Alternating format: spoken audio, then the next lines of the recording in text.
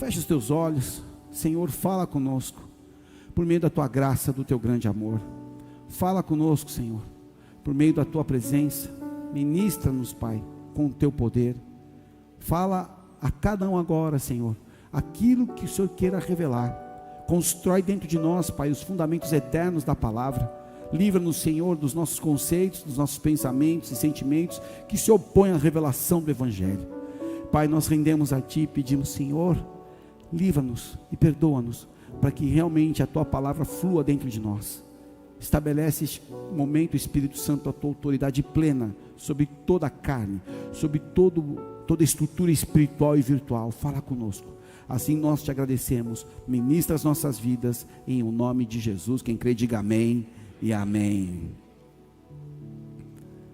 Abra sua Bíblia, livro de Mateus, capítulo 6, verso 22 e 23. Quem que está hoje aí? Ah, tia Carla já mandou, né? Olha, nós estamos agora trabalhando com Data Show também, customizando as mensagens, hein? Vamos lá. O título dessa mensagem, coloca no primeiro slide, por favor. A luz que há em mim. Todo mundo tem um tipo de luz aqui. E a gente precisa confrontar isso, alinhar. Temos que parar de diminuir Deus e Jesus Cristo, o Espírito Santo, as nossas convicções. Nós que temos que nos converter diante dessa grandeza e nos render. Quem está comigo, diga amém. Mateus capítulo 6, 22 e 23. São os olhos a lâmpada do corpo. Se os teus olhos forem bons, todo o teu corpo será luminoso. E se porém os teus olhos forem maus, todo o teu corpo estará em trevas. Portanto, caso a luz que é em ti sejam trevas, que grandes trevas serão. Agora corre para Provérbios capítulo 14, verso 12. Provérbios 14, 12 é o texto auxiliar, complementar. Provérbios 14, 12. Vamos lá, meu jovem. Diz assim a palavra do Senhor: há um caminho que ao homem parece direito, mas ao cabo dá em caminhos de morte. Queridos, o maior perigo não é caminhar nas trevas, é acreditar que a gente está andando na luz. E existem pessoas que sabem que estão perdidas, e essas costumam procurar ajuda. O problema é quando alguém acredita sinceramente que está certo, quando na realidade está caminhando longe de Deus. Esse é um dos maiores perigos da vida espiritual. Não é apenas o pecado declarado, mas é o auto-engano. E ele está dentro de nós, a gente não percebe. E ele pode nos levar a ter uma consciência cauterizada, ou seja, ela está tão tomada que ela não percebe. E acreditar que Deus está aprovando aquilo que Ele nunca aprovou. É substituir a verdade por sentimentos. É trocar o discernimento por opinião. É viver convencido de que tudo está bem, quando espiritualmente a luz foi substituída, a gente não percebeu. Foi exatamente isso que Jesus quis ensinar aqui em Mateus capítulo 6. Ele faz uma das perguntas mais profundas do Sermão do Monte. Se a luz que existe em você for em trevas, quão grandes serão essas trevas? Essa é a pergunta que ele está dizendo aqui. Observe que Jesus não está falando dos olhos físicos. Ele está falando como nós enxergamos Deus, como nós interpretamos a vida, como discernimos o certo e o errado, como nós tomamos decisões. Em outras palavras, está dizendo: a qualidade da nossa visão espiritual determina a qualidade da nossa vida espiritual. E é impossível viver corretamente quando enxergamos a realidade de maneira distorcida. Uma pessoa que tem um alto nível de crítica, ela tem uma vida distorcida. Ela acredita que, de acordo com a sua forma de conceber, o caminho é dessa forma e é dessa maneira. Só que ela não percebe que ela se desconectou muitas vezes daquilo que é a verdade, do amor, do perdão, da revelação do reino de Deus. Por isso que antes de falar da Santa Ceia, nós precisamos permitir que Jesus examine aquilo que ilumina o nosso interior. Porque existe uma pergunta que antecede a todas as outras: que tipo de luz existe dentro de mim? Todos nós. Sabe, queridos, que o Sermão do Monte não fala só de comportamento. O Sermão do Monte, ele fala do coração. Mateus capítulo 5 até Mateus 7 registra o maior sermão pregado por Jesus. O sermão não apresenta apenas regras, mas ele revela como vive alguém que pertence ao reino de Deus. É o sermão do Evangelho do Reino. A sequência construída por Jesus em Mateus capítulo 6, ele fala sobre esmolas, sobre oração, sobre jejum, sobre tesouros, depois ele fala sobre olhos. E logo em seguida ele fala sobre dinheiro e termina falando sobre ansiedade. À primeira vista a gente pensa que são assuntos diferentes, desconectados, mas existe um único tema ligado entre eles: o coração. Mateus capítulo 6 fala do coração. Mateus 6:21, ele diz assim, um pouquinho antes que lemos: porque onde está o teu tesouro, aí também estará o teu coração. E ele continua: são os olhos a lâmpada do corpo. E logo depois que ele fala sobre isso, ele fala: ninguém pode servir a dois senhores. E ele conclui: buscai, pois, em primeiro lugar o reino e a sua justiça. Então vamos perceber aqui algo. Jesus está mostrando que existe uma ligação direta entre o coração, os olhos, as escolhas e o reino. E o problema nunca começa na atitude, começa naquilo que nos governa, que governa a nossa visão. Então o que Jesus quis dizer com olhos aqui? Na cultura judaica, os olhos eram muito mais que um órgão físico. Eles representavam a percepção, entendimento, discernimento, intenção, consciência. Então quando um judeu dizia que possuía bons olhos, ele estava dizendo que aquela pessoa possuía um coração íntegro. Eu tenho um amigo que eu vou trazer ele aqui, é um querido, eu estou tomando uns cafés com ele, e ele fala: cara, me fala um pouco mais da tua vida com Jesus. E eu começo a falar, e eu percebo os olhos dele, uma pureza de me ouvir. Uma pessoa que tem pureza em ouvir, ela tem um coração aberto. Agora uma pessoa que está sempre achando um caminho difícil, sempre apontando a dificuldade, sempre distorcendo conforme as suas convicções, na sua construção biopsicossocial e espiritual, que ela não percebe, ela sempre tem uma coisa ruim. Se os teus olhos forem ruins, quão grande trevas dentro de você. É a crítica, é os olhos de Mical, é os olhos de Judas, o traidor, é os olhos dos religiosos que invejavam, sempre vê uma coisa ruim. Parece que precisa ler de novo Mateus capítulo 18, tem que se voltar a tornar a ser como criança para acessar o reino, porque com o olhar, com essa dificuldade, não acessa. Então quando alguém dizia que tinha alguém com os olhos maus, referia-se a uma pessoa dominada pela inveja, pelo egoísmo, pela corrupção moral. Mas ele acredita que os caminhos são bons, mas são caminhos de morte. Esse é o grande alerta de Provérbios 14, com as palavras de Jesus. Jesus usava exatamente essa linguagem. Ele não ensinava oftalmologia, ele está ensinando espiritualidade. Quando ele fala olhos, fala de um termo, fala do oftalmos, que pode significar visão, percepção, capacidade de discernir. Olhos representam a porta pela qual entramos no mundo, interpretamos o mundo pelos nossos olhos. Quando eu estou conversando com uma pessoa, eu posso ter a maldade. Há uma cultura bonairense, cacherreira, e que diz assim: se há lei, há trampa. E aí eu comecei a interagir mais com os meus irmãos da capital federal. E aí depois eu conversei com o irmão que estava lá há muitos anos. Falou: Alê, você tem que tomar um cuidado, porque muitas vezes a galera daqui, ela já tem uma cultura de sempre tirar vantagem de quem chega de fora. É uma cultura que foi construída. Temos cultura aqui dentro, temos uma cultura na região, temos uma cultura no Brasil, temos uma cultura, como nós interpretamos o mundo. E é através dessa forma de interpretar que a gente avalia as pessoas, nas situações, nas circunstâncias, nas decisões. Por isso que aquele que controla os nossos olhos, acaba controlando a nossa vida. Só que Jesus fala lâmpada, e a palavra grego é lichnos. Uma lâmpada não cria caminho, ela revela caminho. Sem luz, até uma estrada reta parece perigosa. Sem discernimento espiritual, até uma decisão aparentemente boa pode conduzir à destruição. E Jesus usa a palavra olhos bons. Vai acompanhando no telão aí, mais jovem. Aí, olhos bons, a palavra rapolos, significa simples, íntegro, sincero, saudável, generoso. Não fala apenas daquilo que nós vemos, mas da maneira como nós vemos. Um olho bom é uma consciência iluminada pela verdade de Deus. É alguém que interpreta a vida através da palavra. Olhos maus, nessa palavra poneros aqui, significa perverso, corrompido, invejoso, maligno, que representa alguém que a maneira de enxergar foi contaminada. Então o problema não está nas atitudes apenas, as atitudes apenas, mas na interpretação da realidade. Conversa com uma pessoa legal, sempre está passando uma luta. Cara, eu vi um vídeo que uma galera da bike para um tiozinho do interior da grota. E era um homem que nunca casou. Ele falou assim: o que é felicidade para o senhor? Ele falou assim: felicidade é uma moça solteira, velhinho assim. Aí eles começam a conversar, ele leva eles até a casinha dele, um casebre, e ele serve um café, e sabe o que ele tinha dentro da casa dele? A foto dos pais. Ele falou assim, ó, isso aqui é o meu tesouro, meu pai e minha mãe. E o olhar daquele senhorzinho, eu vou pesquisar esse vídeo, eu vou postar, constrange, porque é a pureza de uma pessoa que vive na miséria, mas é uma pessoa rica, carregando um saquinho com um pouquinho de comida, para fazer sua comidinha, um homem da roça. A maneira como ele interpreta a vida.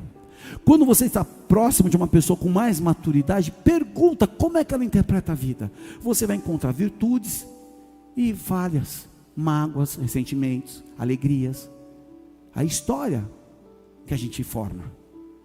Jesus usa a palavra luz, que vem do grego phos. Na Bíblia, a luz representa Deus, verdade, santidade, revelação, vida. E Jesus declarou em João 8,12: eu sou a luz do mundo, quem me segue não anda em trevas, pelo contrário, terá a luz da vida. Olha que interessante, você segue a luz entra em você, ela se torna a tua parte da tua vida. Você não olha para uma mulher, homem, com malícia, você olha com pureza, porque você foi transformado, e você sabe que aquela mulher poderia ser tua filha, tua mãe, tua irmã, tua esposa, e você não vai olhar com os olhos maus. Você respeita o nível de conversão de um homem, está aqui dentro, quando ele consegue transicionar essa catequese da malícia que a gente foi formado. E você fala, cara, estou livre, eu tenho a minha fonte, eu tenho a minha cisterna, a gazela da minha juventude, a minha esposa, e vou me deliciar com a minha esposa, não vou olhar com cobiça, vou desviar os olhos, vou guardar meu coração.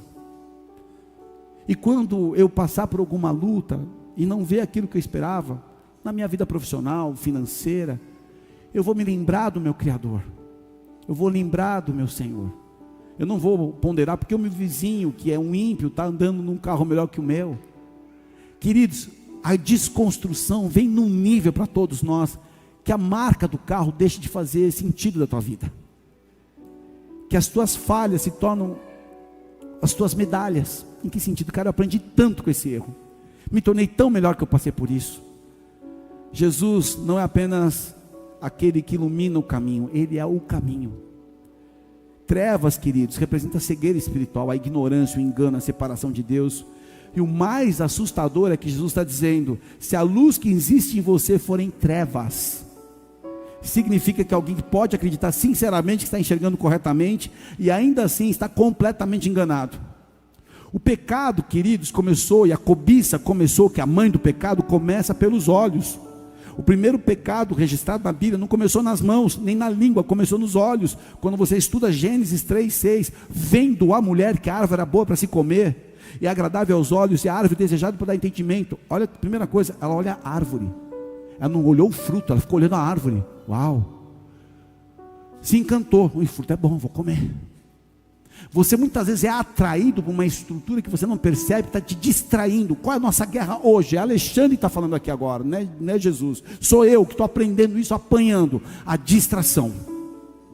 Nós estamos distraídos, e se o Espírito Santo não for misericordioso como é, a gente estava perdido. Sabe como Deus nos invade na distração?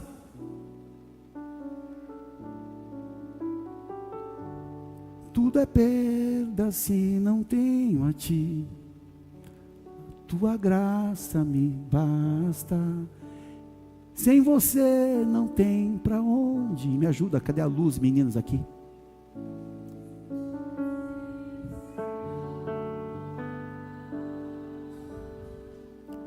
Do que adianta eu ganhar o mundo? A distração. Aí vem o Espírito Santo. Minha alma se perder de ti, Senhor, do que adianta eu dar os meus tesouros? Distração. E esquecer de aquele que... Aí a luz vem. Se eu não tenho a ti, não tenho nada, nada eu serei sem ti, Senhor. Só tua presença é o que me basta. tornou parte. A luz entrou. O que você está vendo? O que isso está te levando a desejar? Quais são as atitudes que você está tendo disso? Tem pessoas que morreram espiritualmente e não perceberam. Toda queda praticamente é o mesmo caminho: olhos, pensamentos, desejos, decisões e consequências. Foi exatamente isso que João escreveu séculos depois em 1 João 2,16. Porque tudo que há no mundo, a concupiscência da carne, a concupiscência dos olhos, é a soberba da vida. O inimigo continua utilizando a mesma estratégia: captura a tua visão e captura o teu coração. A grande pergunta hoje, dessa manhã, antes de participarmos da Santa Ceia, antes de pegarmos o pão, antes de bebermos do cálice, nós vamos aqui responder uma pergunta: quem está iluminando os meus olhos? Porque aquilo que ilumina os meus olhos forma os meus pensamentos, e os meus pensamentos vão formar meu coração. Meu coração conduz as minhas escolhas, e a minha escolha constrói um destino. E agora eu entro lá em Provérbios. Há um caminho que parece direito. O maior perigo é quando o engano parece verdade. Depois que a gente entende que os olhos são a lâmpada do corpo, Jesus nos ensina e nos conduz a uma reflexão extremamente séria aqui. A possibilidade de alguém acreditar sinceramente que está caminhando na luz, quando na realidade está vivendo em trevas. Exatamente isso que Salomão escreve séculos antes em Provérbios 14, 12 que a gente leu. O caminho que parece direito, mas o final dele é morte. Então, cuidadosamente, quando nós observamos, a gente vê que Salomão não está dizendo há um caminho que é obviamente errado. Ele diz que parece direito. Vamos lá? Você sente um aperto no coração, uma angústia em alguns assuntos? Sim. Quando você vê algumas pessoas, você sabe que está errado? Sim. Caminho de morte. Morte de relacionamento, de vínculo, de decisão, de ministério, de trabalho, de frequências. Morte. Porque tudo que Deus produz é vida, sim ou não? E por que eu estou sentindo essa dor no meu coração, essa faca entrando, essa angústia, essa tristeza por ver uma situação como essa? Porque tem caminhos de morte. Alguma coisa está morrendo e está errado, porque o sentido da vida é fluir, é multiplicar. Um casamento que não está alinhado, parece que está morrendo por dentro, está uma hemorragia, está uma tristeza, está uma desconexão, caminhos de morte, que talvez o casal não percebeu. Pô, peraí, se eu agir dessa forma, eu estou achando que eu estou certo, estou na minha razão. Ei, deixa eu lembrar vocês aqui, sabe como é que o caminho de morte se apresenta? Com a tua justiça, com o teu conceito, com aquilo que você acha que é certo, isoladamente em você mesmo, e não está de acordo com a palavra. E a pessoa se fecha na sua convicção. Aqui não é para a luva entrar, é para a armadura de Deus te entrar.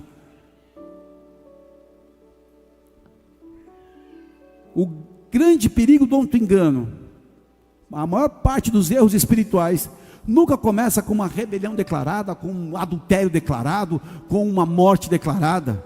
Começa com pequenas justificativas. Não tem problema, todo mundo faz, não vejo pecado, meu coração está em paz. A paz no coração não substitui a palavra verdadeira na tua vida. Eu estou em paz com o seu orgulho, com o seu ego. Sabe o que acontece? Caminhos de morte. Deus te deu uma graça, Deus te deu um dom, e esse dom é para ser repartido para o corpo. Eu pego esse dom, eu enterro na minha verdade isolada, e eu estou matando esse dom. Caminho de morte. Caminho de morte. Quantas pessoas você tem evangelizado nos últimos dias? Por que não evangeliza? Ide e pregar o evangelho não foi só para os discípulos, lá de Mateus 28. Todos nós. O que nós fizemos com os dons que Deus nos deu? Pessoas que vivem em paz com decisões que Deus nunca aprovou. Nunca. Usa a boca de quem para provar? Cuidado. A pergunta correta não é o que eu sinto. A pergunta correta é o que Deus diz. E o que Deus diz tem que fazer sentido em todo um contexto. Ninguém se afasta de Deus de um dia para o outro. O processo normalmente acontece em etapas. Primeira questão, a visão é contaminada. Tem uma mágoa, tem uma rixa, tem uma questão que não está legal, tem uma contrariedade, o ego apertou, o orgulho gritou, você se isolou, e aí começa a passar a enxergar o pecado, a estrutura como algo pequeno. A santidade parece um exagero, a obediência se torna opcional. Depois vem os pensamentos que mudam. Você entra numa sala e fala, Quem é essa pessoa? Estava conversando, estava tudo, eita, está transtornado. De onde veio isso? Pensamento que turbou a pessoa. Começa a racionalizar a escolha errada. E antes causava temor, passa a parecer normal. Paulo descreve esse processo. Romanos capítulo 1, verso 21. Porquanto, tendo conhecimento de Deus, não glorificaram como Deus, antes tornaram nulos seus próprios raciocínios, obscurecendo-lhes o coração insensato. Percebe? Primeiro o pensamento, depois o coração. Sempre, primeiro o pensamento, depois o coração. Eu estou há 22 anos servindo nessa terra, e um pouco antes já era convertido. Pensamento que corrompe o coração. Um coração endurece, é o terceiro ponto. Quanto mais a gente justifica os nossos erros, menos sensível nós nos tornamos à voz do Espírito Santo. E é por isso que o autor de Hebreus diz, Hebreus 3,15: hoje, se ouvirdes a voz, não endurecerais o vosso coração. O coração endurecido ainda escuta, mas já não responde. Ainda frequenta a igreja, mas não perde a capacidade de se arrepender. E as escolhas se tornam naturais. O quarto ponto: aquilo que parecia algo errado agora parece normal. É exatamente aquilo que Isaías denunciou em Isaías 5,20. Ai dos que chamam mal de bem, o bem de mal, que fazem da escuridade luz e da luz escuridade. Talvez seja uma das descrições mais precisas da nossa geração. Os valores estão invertidos, o pecado é celebrado, a verdade é relativizada, a santidade é ridicularizada, e quem permanece fiel à palavra, muitas vezes é tratado como intolerante. Só que Jesus advertiu que isso já ia acontecer. Se a luz que existe em ti for em trevas, será que o nosso coração pode nos enganar? Biblicamente a resposta é sim. Jeremias afirma isso exatamente. Enganoso é o coração mais que todas as coisas, e olha que ele usa o termo desesperadamente corrupto. Quem o conhecerá? Não é que a nossa emoção é maligna, é inimiga, mas ela não pode ocupar o lugar da verdade. Você pode irar e não pecar. Você está triste, mas você não vai deixar ser abatido. Você está angustiado, mas não vai estar perplexo, derrotado. Significa que ela não pode ocupar o lugar da verdade. O que o salmo é?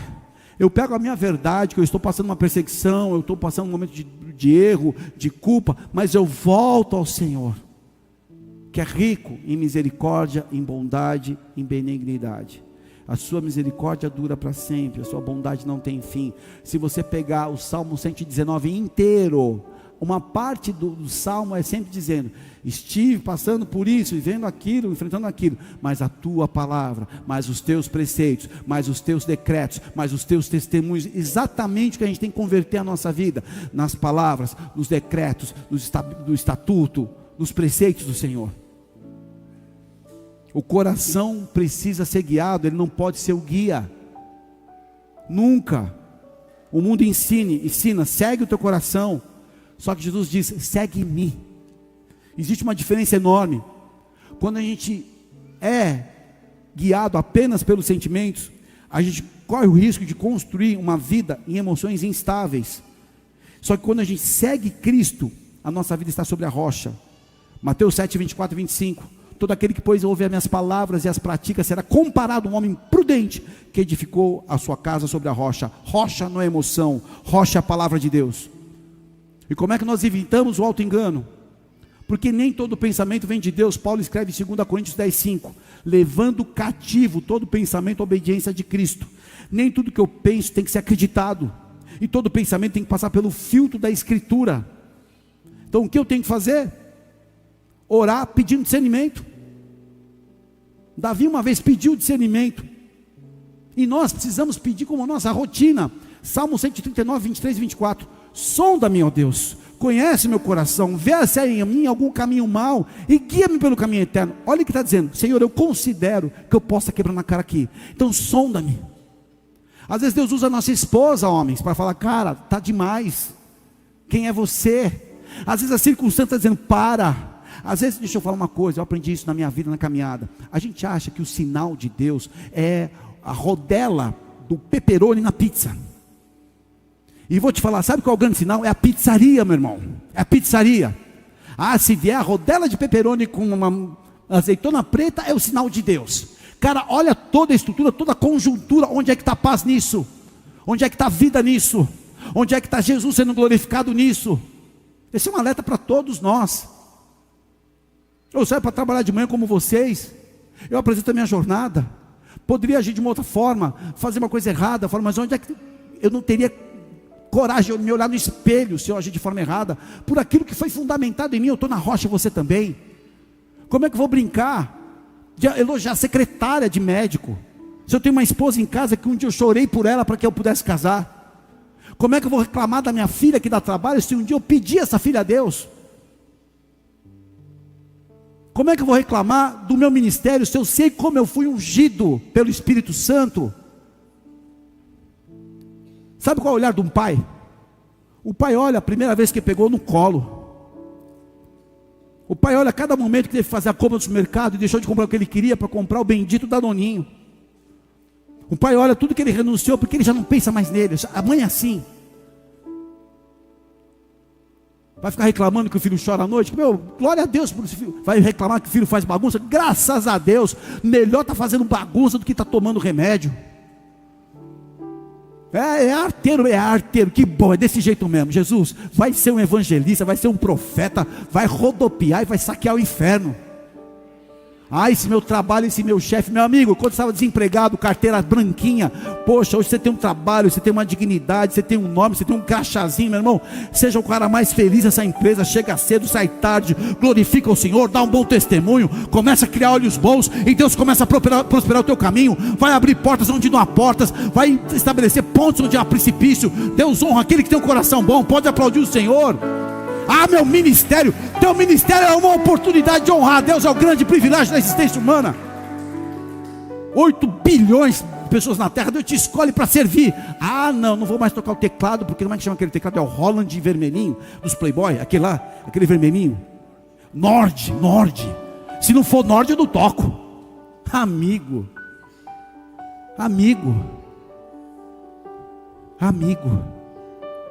obrigado, Senhor. Obrigado. Essa oração, sonda, meu Deus, conhece meu coração, é uma oração humilde. Quem pede para Deus examinar o seu coração, reconhece que pode estar enganado. Outra questão aqui, queridos, a gente precisa realmente alinhar algumas questões aqui. Como evitar o auto-engano? Quando eu me submeto os meus pensamentos à palavra, quando eu oro pedindo discernimento, mas quando eu aceito a correção. Provérbios ensina, Provérbios 12:15, o caminho do insensato aos seus próprios olhos parece reto, mas o sábio dá ouvido aos conselhos. Eu pinto um quadro de toda a crônica da terra, mas eu não. Eu só sou o pintor, só estou dizendo aqui. Uma das maiores demonstrações de maturidade espiritual é permanecer ensinável. Frequentemente Deus usa a palavra, usa líderes piedosos, irmãos maduros para corrigir a direção. A luz interior, queridos, ela tem que refletir nas principais áreas da nossa vida, em toda a nossa vida. Jesus não está falando só de vida espiritual, está falando de uma influência em todas as dimensões, na sua fé. Uma consciência iluminada pela palavra conduz a confiança em Deus, mesmo quando a circunstância é difícil. Uma consciência obscurecida substitui a fé pelo medo, pela emoção. Eu confio em Deus, na minha fé eu tenho certeza que Ele vai ser glorificado. Eu não posso dar os testemunhos que eu vivo, porque tem pessoas que não vão entender. Se eu faço um cenário de nego já distorce. Se eu falar o que eu vivo, a pessoa, tem pensamento meu, junho, dia 30, Deus faz. Deus só prometeu que o primeiro semestre o Senhor ia virar, e virou.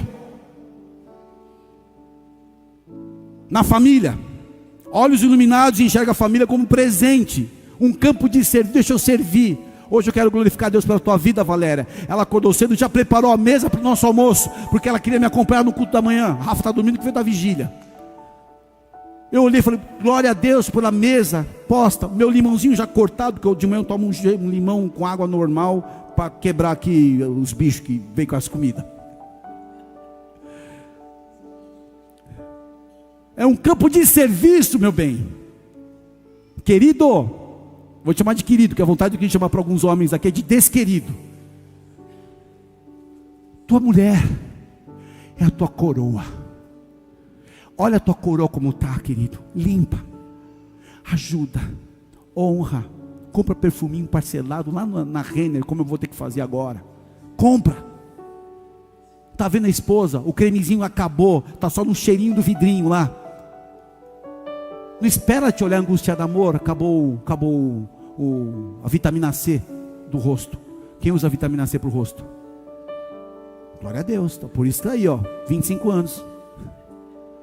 Estou falando coisa brincando, estou brincando, tem gente que tem a capacidade, a maldade, a crueldade de distorcer. É você com Deus, querido, te coloco na presença do Senhor, para usar sua distorção. Olha e antecipa, porque é um campo de serviço. Filho, tenha paciência com teu filho. Não irritei os vossos filhos, diz a palavra. Seja amigo do filho. Não lavou o rosto, orelhudo. Eita, vai ser o quê? Vai fazer o que da vida? Cara, conecta com teu filho, conecta com tua filha.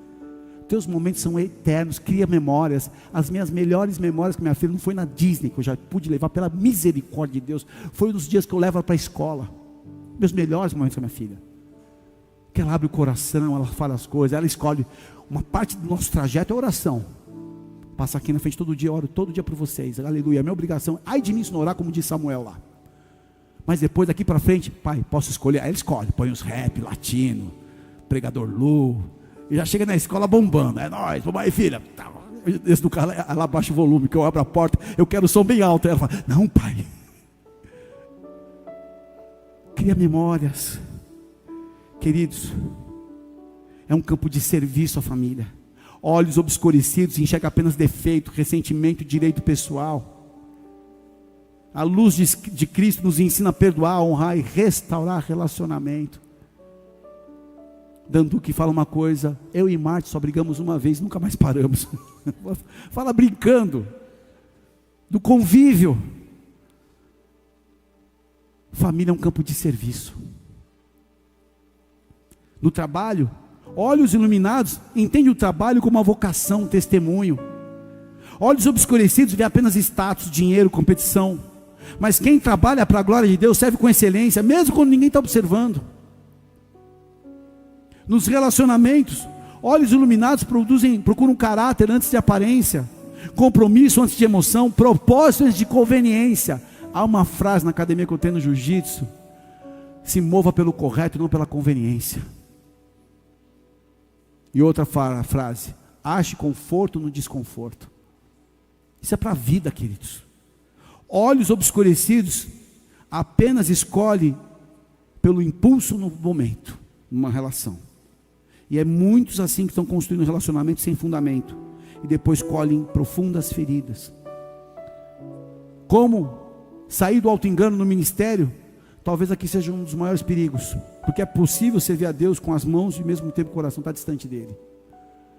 Eu lembro da passagem aqui de Mateus capítulo 7, 22 e 23. Disse Jesus, tá? Muitos naquele dia hão de dizer-me, Jesus está dizendo, muitos, tá? Não são poucos.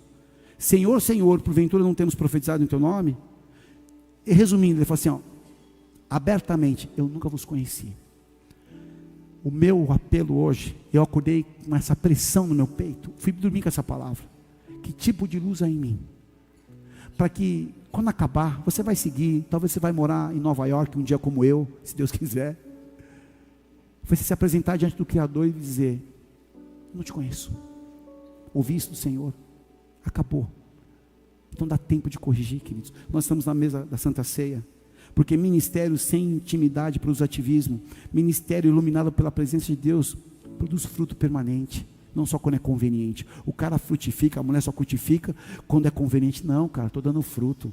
Gostei muito de uma reunião que eu fiz, de um ajuste, e um irmão querido está aqui. Ele entrou, posso falar uma coisa? Fala, meu guerreiro. Pastor, eu sirvo em qualquer lugar aí. Estou no staff, vou evangelizar, vou resgatar as vidas. Eu não estou pelo ministério, estou por Jesus. É isso. O cara é iluminado pela presença de Deus. O que move ele não é um título, não é um departamento da igreja. Eu me movo por Deus. Por isso que mais uma vez eu quero exaltar o dia que nós em todos os cenários de não sei o quê, eu vi uma mulher de Deus limpando o altar, nem é do louvor, limpando, não tinha ninguém, olhei por aquela câmera ali, está aqui limpando, com amor, o altar. Eu falei, é isso, é isso. Queridos, depois de ouvir essas palavras, talvez a pergunta mais importante hoje é: como é que está a minha circunstância? Não, mas é como é que está dentro de mim, que tipo de luz está em mim. A mesa do Senhor aqui é o memorial da cruz, é um convite para a gente permitir que Cristo venha iluminar tudo aquilo que a gente esconde, até de nós mesmos. Sabe qual a palavra mais importante da Santa Ceia ensinada por Paulo? Examine-se, pois, o homem o seu irmão. É isso? Examine-se o homem a si mesmo. É nessa hora que a gente entende que a Santa Ceia é o momento em que a luz do mundo, Jesus, a luz com L maiúsculo, revela a cura, restaura, renova a aliança. E quando a gente une aqui em Mateus capítulo 6, Provérbios 14, 1 Coríntios 11, que fala sobre a Santa Ceia, nós somos direcionados ao arrependimento, uma reconciliação e uma comunhão. A luz que é em mim hoje, diante da mesa do Senhor. Como é que está a minha família? Como é que está a minha vida? Como é que está o meu ministério? Mas a pergunta maior é: como é que está a luz dentro de mim? Porque se essa luz estiver comprometida com a mágoa, com o ressentimento, com a crítica, com a inveja, com a comparação, com a cobiça, com os pecados não confessados, certamente tudo vai estar comprometido. Porque decisões, nos relacionamentos, na tua fé, na tua comunhão, no teu futuro, nós não seremos conduzidos pelos próprios pés, queridos. Seremos conduzidos pelos olhos. Então aquilo que enxergo determina o que eu penso. Tira a impiedade dos teus olhos. Tira daqui, ó. Tira a impiedade daqui. Tira. Vai sentar numa mesa. Eu louvo a Deus pela esposa que eu tenho. Porque quando a gente conversa com uma coisa, ela fala: gente, vamos orar. Eu, na infantaria que eu cresci, vamos arrebentar, vamos derrubar o muro da cidade. Governa assim mesmo, olha. Vamos orar. Nós teremos muitas mesas na vida, mas eu quero pedir para que você, como representante do reino, em todas as mesas, ore antes e depois. Considere que a gente também tem falha, que a gente se precipita com os nossos lábios. O que ocupa o meu coração está conduzindo a minha escolha. Aquilo que eu penso está moldando, construindo meu coração. E aquilo que a minha escolha está fazendo é direcionando o destino, construindo o meu destino. Porque antes aqui, queridos, de chegar na Santa Ceia, o Senhor quer iluminar aquilo que talvez ninguém está vendo. Não apenas um pecado, uma motivação, um pensamento, mas as nossas intenções, os nossos afetos, os nossos desejos. Ele sempre tratou aquilo que somos, não o que nós fazemos. A última noite, antes da cruz, Jesus sabia exatamente o que ia acontecer nas próximas horas. Ele sabia que ele ia ser traído, sabia que ele ia ser preso, sabia que ele ia ser espancado, sabia que ele ia ser crucificado. Mesmo assim, ele escolheu seus discípulos ao redor da mesa. Não foi um tribunal, não foi um campo de batalha, foi uma mesa. Antes da cruz existiu comunhão, antes do sacrifício existiu relacionamento, antes do sangue derramado existiu amor. E Lucas registra esse momento de uma forma emocionante. Lucas 22, 14 e 15 diz assim: chegada a hora, pôs Jesus à mesa e com ele os apóstolos, e disse-lhes: tenho desejado ansiosamente comer convosco essa Páscoa antes do meu sofrimento. Jesus não disse eu preciso, Jesus disse eu tenho desejado. E no original grego essa expressão comunica um desejo intenso, profundo e perseverante. Cristo ansiava estar à mesa com aqueles homens, e algo mais poderoso e maravilhoso é revelado, que Ele deseja que cada um de nós estejamos com Ele na mesa, antes que a gente mesmo desejasse. A ceia, queridos, nasce no coração de Deus, não é iniciativa do homem. É o convite do Pai para que seus filhos retornem à comunhão. E a pergunta é: o que Jesus viu naquela mesa? O que Ele viu naquela mesa com os 12? Jesus olhou para Pedro e sabia que poucas horas depois ele ia negar 3 vezes. Jesus olhou para Tomé e sabia que ele enfrentaria dúvidas profundas. Jesus olhou para todos os discípulos e sabia que fugiriam quando ele chegasse na cruz. Jesus olhou para Judas e sabia que ele já tinha negociado sua traição numa reunião à parte. Mesmo conhecendo o coração de cada um, Jesus nunca deixou de amar.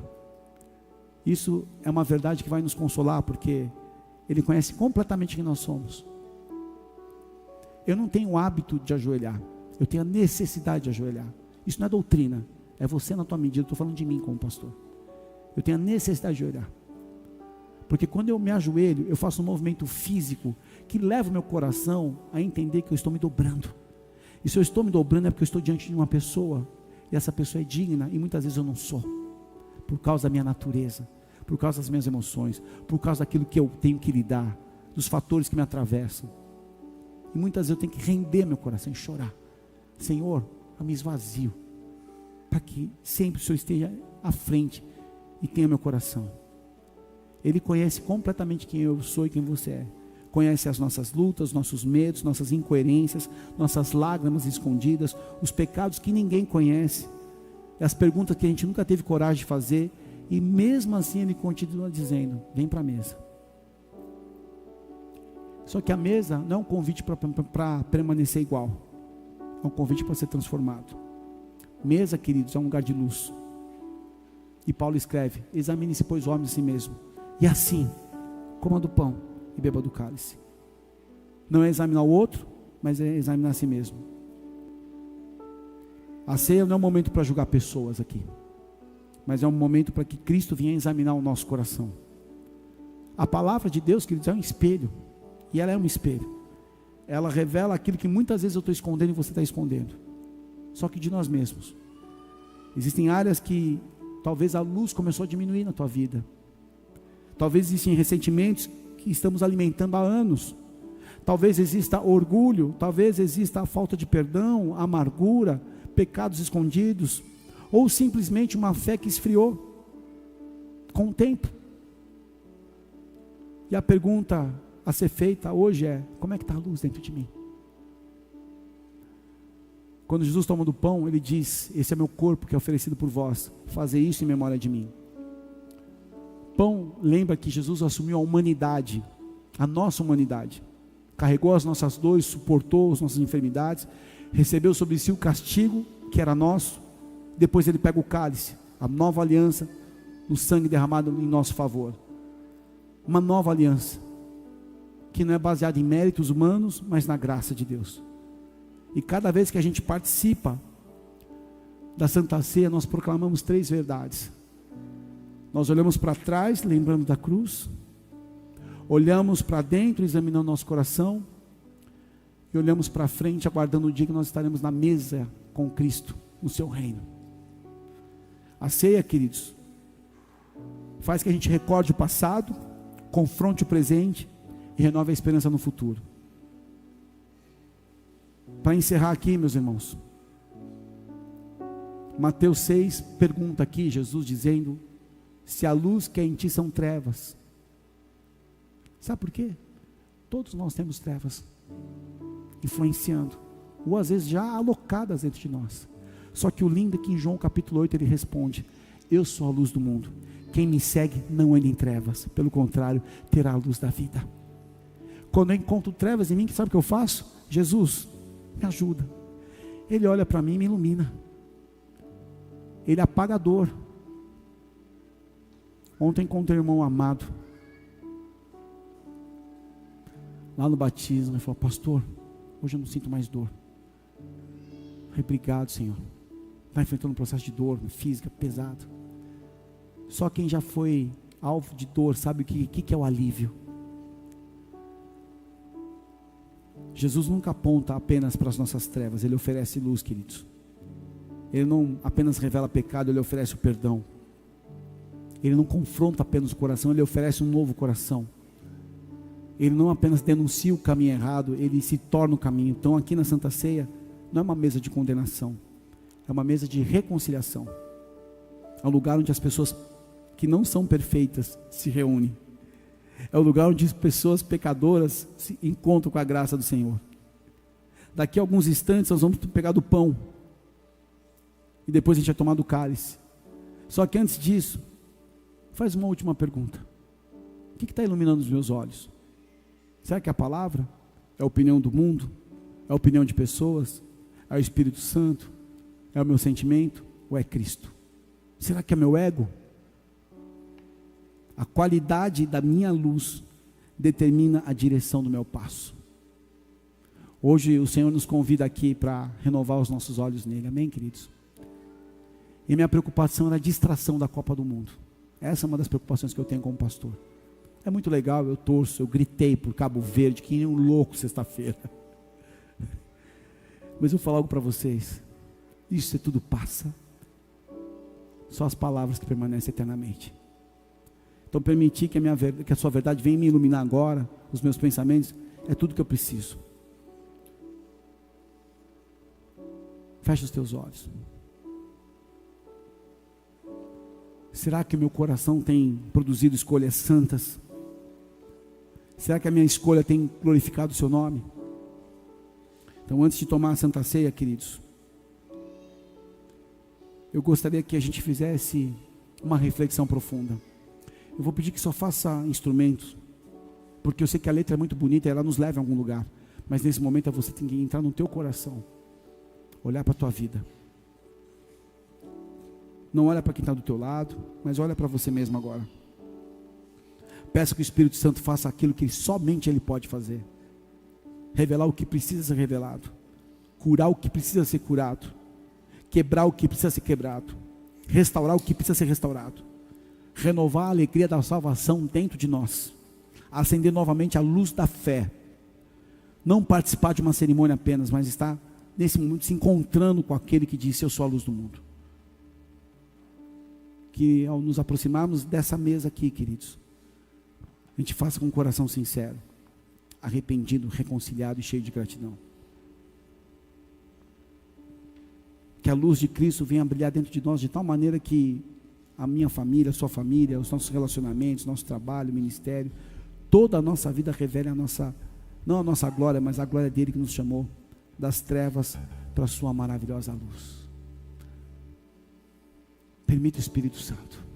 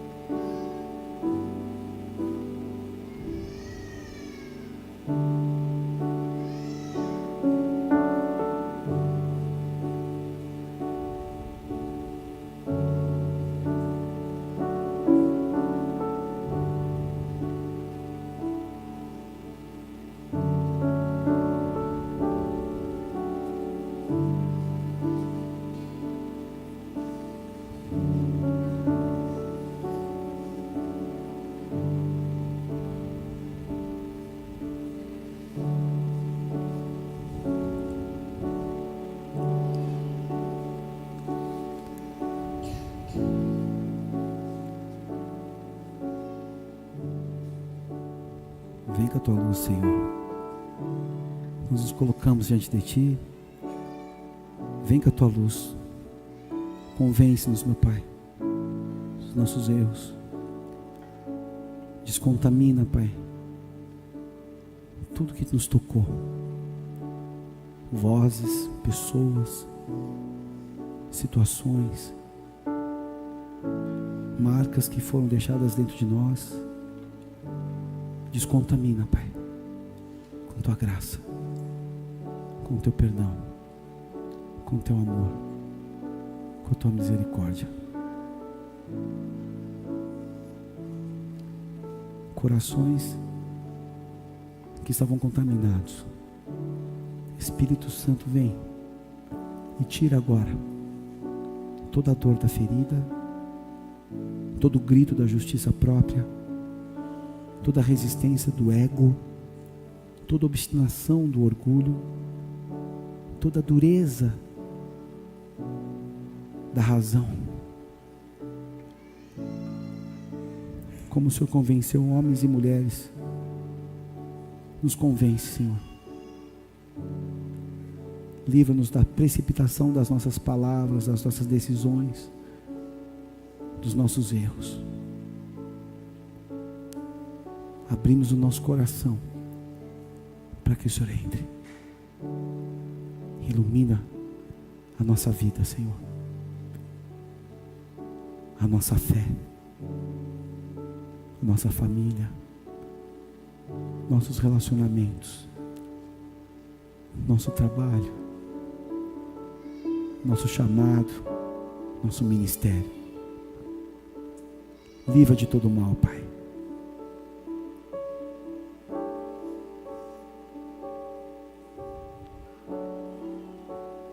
Queremos a mesa do Senhor com coração verdadeiro. Ajuda-nos a vencer as distrações, meu Pai. Ajuda-nos a vencer as vozes dentro de nós. Ajuda-nos a vencer a nossa natureza. Constrange-nos com tua presença.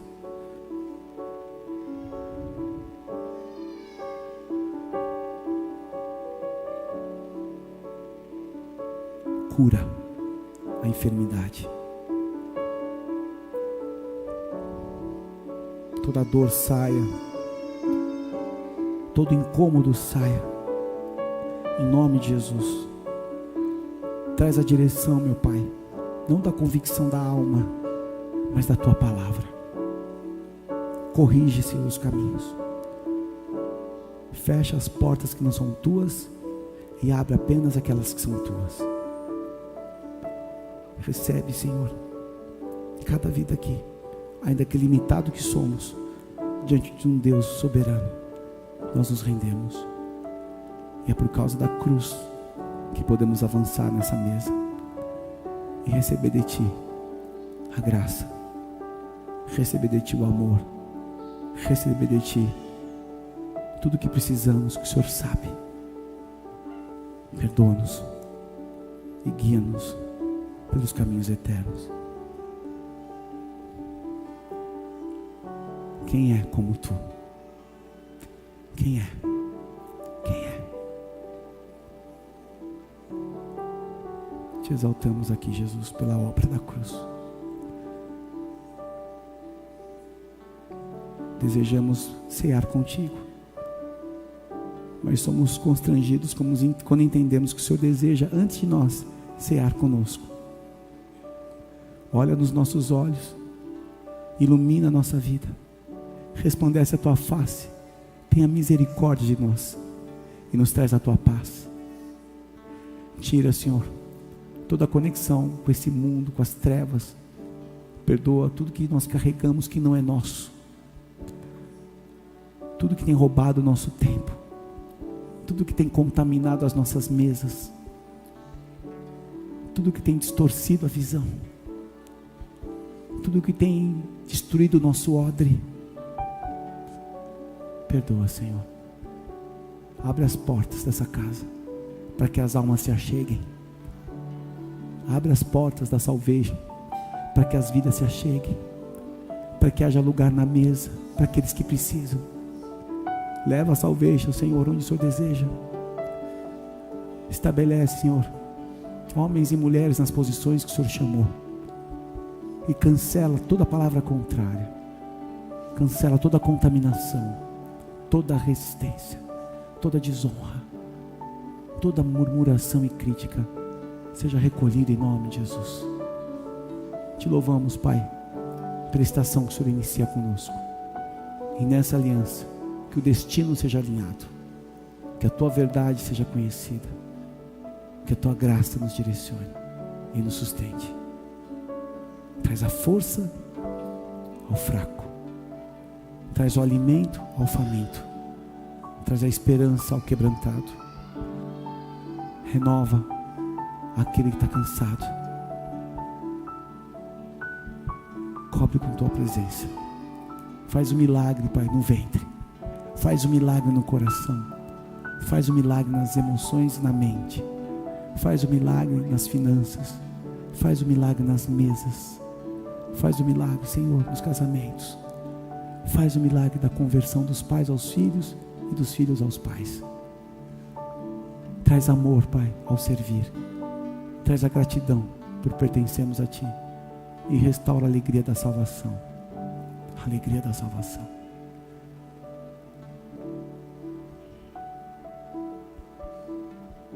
Naquela mesa, Jesus olhou os discípulos, partiu o pão e disse: esse é meu corpo, que é dado por vós.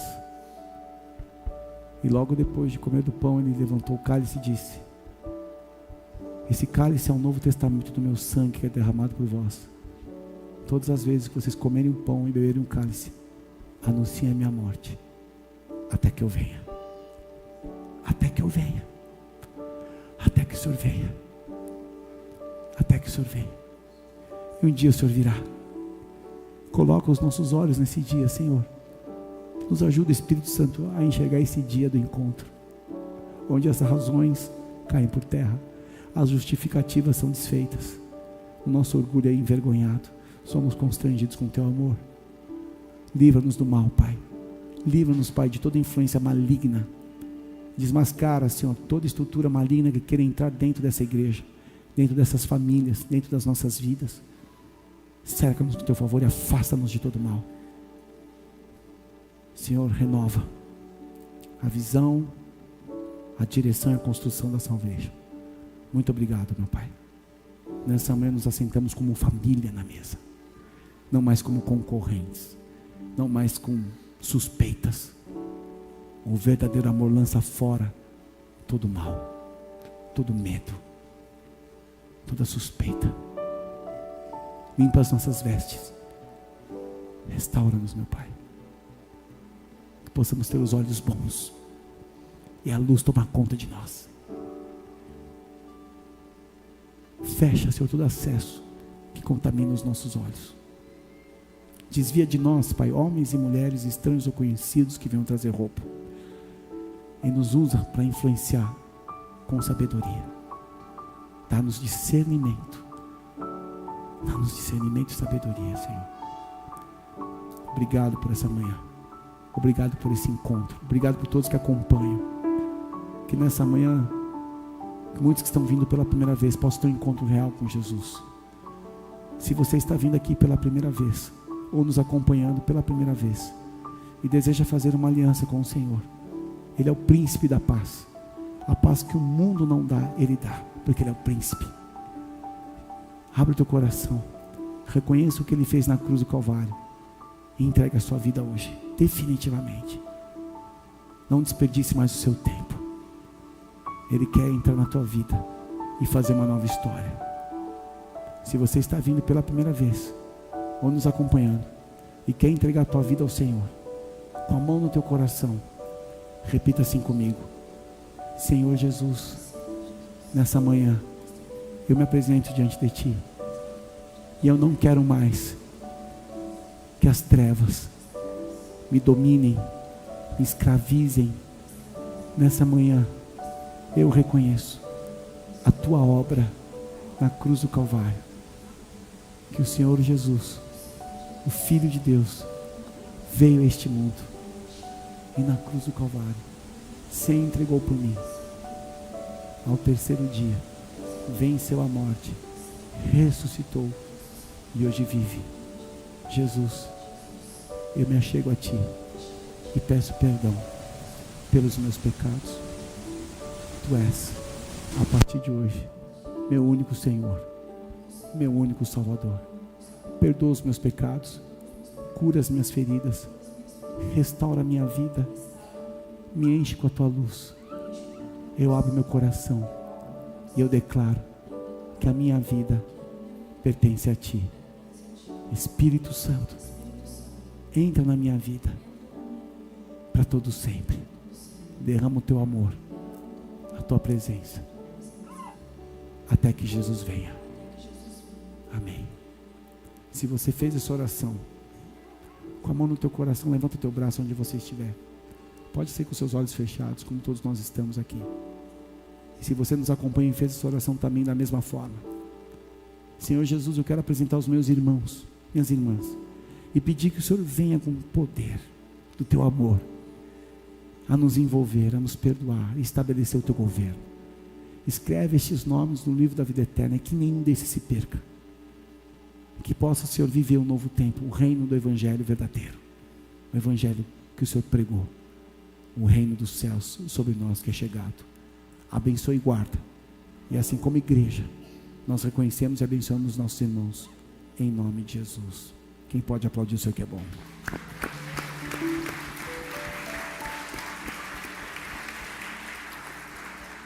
Nós vamos entregar a Santa Ceia. Se você quiser ficar sentado, pode ficar sentado, porque enquanto a Santa Ceia é entregue, faz mais uma reflexão.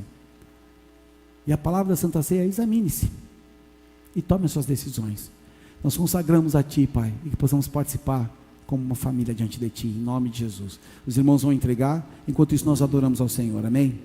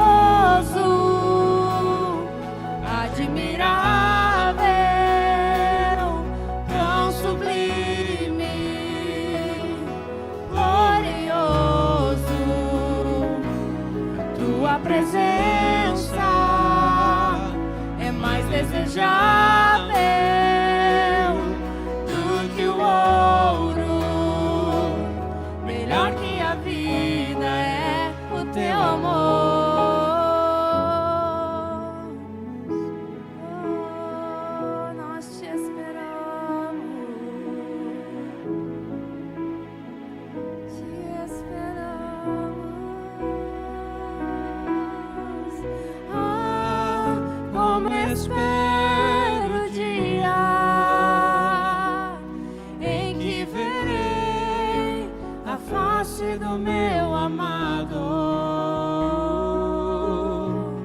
Ah, como espero o dia em que a alegria enfim será completa.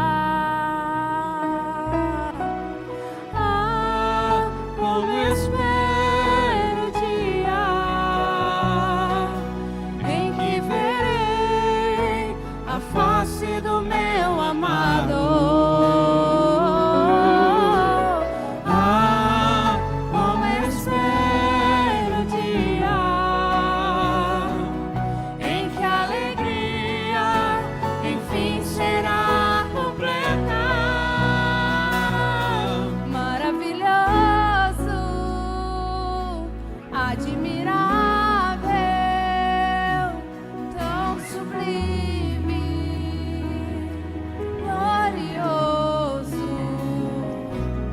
tua presença é mais desejável do que o ouro, melhor que a vida é o teu amor.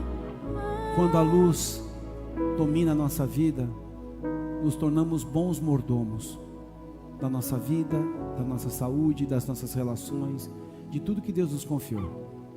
Seja um bom mordomo daquilo que Deus confiou. Os teus dons, os teus talentos, suas habilidades. Seja um bom mordomo.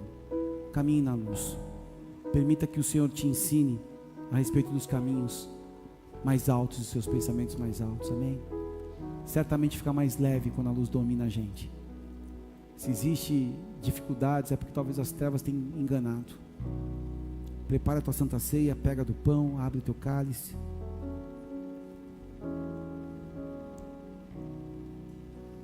Esse louvor diz que enfim a alegria será completa. Coloca tua esperança nesse dia. Enquanto estamos aqui, a gente constrói o reino, mas um dia a gente vai contemplar o reino e vai ser muito especial. Que sejamos habilitados para entrar nesse lugar. Nessa manhã, meu Pai, nós te agradecemos pela obra do teu Filho que o Senhor fez naquele lugar. E reconhecemos, Pai, que precisamos do perdão, precisamos da tua misericórdia. Resplandece a tua luz e nos ilumina. Sim, meu Pai, nessa manhã decidimos entrar nesse caminho e seguir ao Senhor. E pedimos, Senhor, que venha o teu reino e que tua luz resplandeça em nós. Em memória de Cristo Jesus, você pode comer do pão.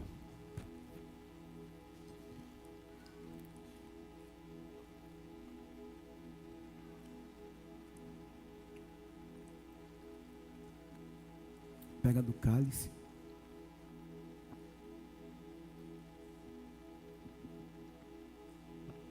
Sangue, a vida, a luz que ilumina, a luz veio aos seus.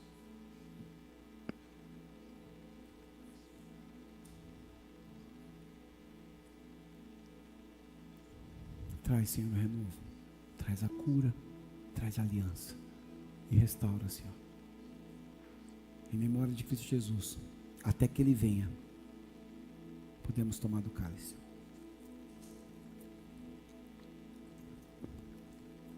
Santo é o Senhor. Te louvamos, meu Pai, te bendizemos.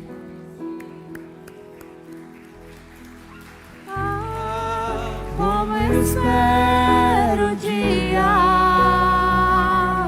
em que verei a face do meu amado. Ah, como eu espero o dia em que a alegria enfim será completa.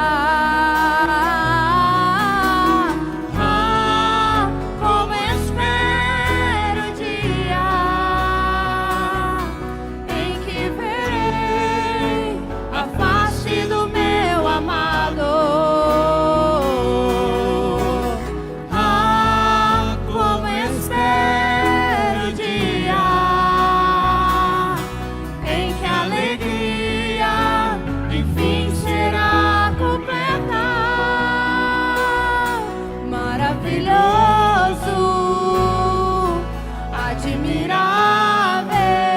Adore o Senhor. tão sublime, Não tenha pressa. glorioso, a tua presença é mais desejável do que o ouro, melhor que a vida é o teu amor. Levante seus braços. O Senhor te abençoe e te guarde. O Senhor faça resplandecer o seu rosto sobre ti e tenha misericórdia de ti. O Senhor levante sobre ti o seu rosto e te dê paz. Eu declaro o nome do Senhor sobre a tua vida, a sua luz, a sua presença. Que o Senhor esteja à frente agora, seus caminhos sejam alinhados, que o teu coração seja ensinado, que você receba graça e que o Senhor possa abrir novas portas na tua vida. Deus te abençoe e resplandeça a luz dele cada vez mais, em nome de Jesus. Aplauda bem forte o Senhor. Abençoe 4 ou 5 vidas. E eu vou ali no fim dar um abraço a todo mundo agora para ir embora. Me espera ali, hein? Obrigado, queridos que serviram essa manhã. Espero vocês assim.